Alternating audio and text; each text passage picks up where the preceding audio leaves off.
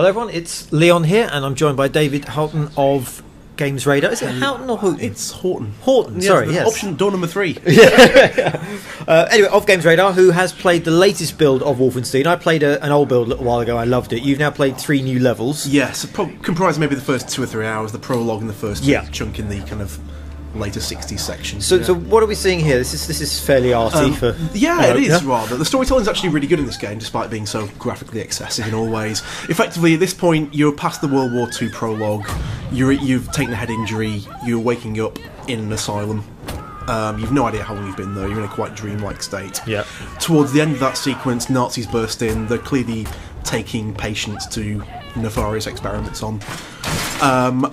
As things kick off, you start becoming more and more aware and remembering who you are, and that killing Nazis is your job.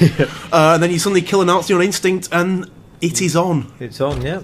I mean, so I've not played the new stuff, but the old stuff I've played, I loved it. It's it's violence, almost like Carry On violence, it's, like heads popping, dual wielding, ridiculously sized guns. It is like a graphical lower, really. It's so cartoonishly, gleefully, stupidly gory, but at the same time, it never loses any sense of quite serious impact. Yeah. And the thing I find really interesting as I've been playing more Wolfenstein is it is so cartoonishly, ridiculously proper 90s excessive. Yeah. But at the same time, it still has a really quite hard-hitting, sober tone to the whole thing as well. It does do a good job, I think, of trying to sort of recreate that kind of the insanity of running around Wolfenstein with a chain gun. Yeah, you can dual wield everything, you know. And it looks like a better job of, is it Rise of the Triads? Which, the remake of that, I don't think quite... I think Rise of the Triad was it was really fun, but it was so firmly set in kind of let's just recreate 90s excess. Yeah. And almost became a parody of it in a weird sort of way. Yeah. Whereas this, it's got that like insane level of carnage to it. Yeah. But at the same time, it tempers it with some kind of modern design brains as well, so it feels a bit more legitimate. Okay, so now this is the prologue, isn't it? So this is when it's still set in World War II before we move into the 60s, which is where the main game takes place. So this is kind of like the bridge between classic World War II Wolfenstein and the sort of the not modern setting but the later setting. It kind of establishes the general gameplay model within a familiar Wolfenstein, you know, old ancient Nazi castle setting. Big castle, big guns. Do we know what are the flashy backpacks they've got on? They've all got like lightning kind of... yeah, well at this point I think it's an alternate World War II. I think it starts in 1946 rather than 45, so obviously the war's gone on a year too long anyway. So not because Nazi tech has started increasing to a kind of slightly steampunk degree, so okay, so you storm the castle. This is where you take your head injury, and then you sleep it out until the 60s, by which point the Nazis have won. Taken over the entire world.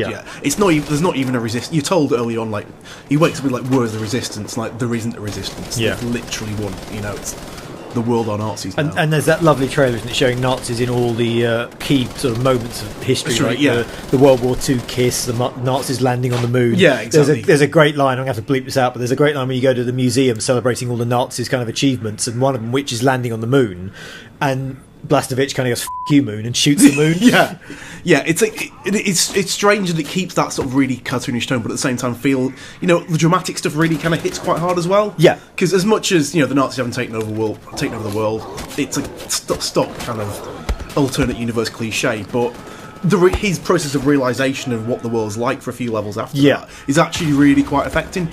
So we see, we saw like a Nazi dog there. We're still in kind of like classic Wolfenstein territory. When we move to the 60s, are there any sort of, what are the sort of the upgrades we get in terms of tech and... Well, mechs for a start. Right. They've not stuck to 60s tech. They've kind of accelerated massively for various reasons. Yeah. But yeah, they've got more kind of electrical lightning weapons. I think there's every time my head explodes, I sort of feel I want to laugh and then feel bad about it at the same time. I know, because it's like but yeah, it's really strange. So yeah, you got mechs. Obviously, you see, you got Nazis have got mechs. There's chain guns. There's all the kind of, it starts encroaching more into your more sci-fi kind of shooter weaponry at that point. Yeah, still got a quite clunky kind of not really nice heavy 60s. Almost steampunky feel to it. Yeah. But yeah, things escalate quite hard at that point, like really rapidly as well. And it's machine games as well, which don't have much of a history, really. Well, none really. I mean, this is the first game as machine games. Right. But if you go further back, It's some of the ex-Starbreeze guys who've done a lot of great stuff. Of the Chronicles of Riddick was amazing. All the Starbreeze sort of guys have gone on to do sort of interesting things. Interesting stuff, and obviously there's the Darkness as well, the first one anyway. And there's definitely a big Starbreeze stamp on it. It looks, it looks lovely as well. It's gorgeous. You're starting to see a lot more games now where you realise the first wave of next gen stuff is finally petering out. And now we're actually getting next gen. Yeah, we saw a mech there. It says, there's a mech here. A gigantic one. So you can take them down. You were saying? Yeah. Again, this is World War II stuff. Right. This is when you first start realising how bad it's got and what the Nazis have actually got. Yeah. It's like a sort of Normandy beach landing with 100-foot Godzilla mechs, basically. And you work the first missions. You work your way around this huge space, taking out. Basically, you've got to take out the gun emplacements. Yeah. But as an optional thing, you can use the gun emplacements to take down the mechs if you want to. Right. It doesn't tell you can. Classic bit of Wolfenstein. Yeah, kind of behind the portrait stuff there. There's a museum as well, isn't there? It's got like gold plates and things in it. You can steal. Yeah, it is massively authentic in terms of levels. Well, that's the point I was going to come on to actually. The mech stuff, you can take them out optionally if you want to. You don't have to. But along the way, just exploring the beaches and the bunkers and the gun emplacements, you'll find there's a brilliant non-linearity to the level design now. Okay. I say now, it's almost like old school Wolfenstein in a way. Yeah, where a lot of the time, you'll think you're going on the wrong path. Like, hang on, is this the optional bit? Whereas you're so used to having games now having like an optional path that goes like 3 feet along, and you get left and move back. But these things go on for miles, and you're like, which is the right way anymore? I'm not even sure. That's cool. But it turns out they've got genuine, massive, non-linear levels with optional objectives all over the place. Sweet. This is the resistance that he bands together. Oh no, this is World War II again. Oh, we're still in World War II. This is towards the end of the World War II bit. Right. When you stumble, you realise how eldritch it's really got. Yeah. And stumble upon. Do we know what these are being used for? Unpleasantness in general. You don't strictly find out. This guy's the lead Nazi. This is Death Head, isn't it? Yeah. Death's Head. Yeah. He's obviously got the Joker grin. He looks like a skull. Yeah. He's doing all the nasty biomechanical engineering stuff. Presumably, I don't know yet, but presumably his stealing of mental patients in the 60s is as a continuation to of this. Experiment. Yeah, I mean, he's building these mecha troopers along the way. Obviously. This guy is back to the 60s though. This is the current leader of the Nazis who you interrogate to find your first bit of information. And you were saying they really set this scene up because they make you find the apron, make you find the goggles. It's so deliciously methodical in how long it draws out. The kind of chainsaw, use it. No, get goggles first. Now tell me.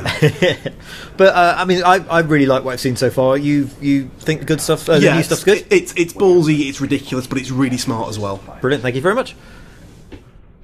I'm sure. I don't know what you're talking about.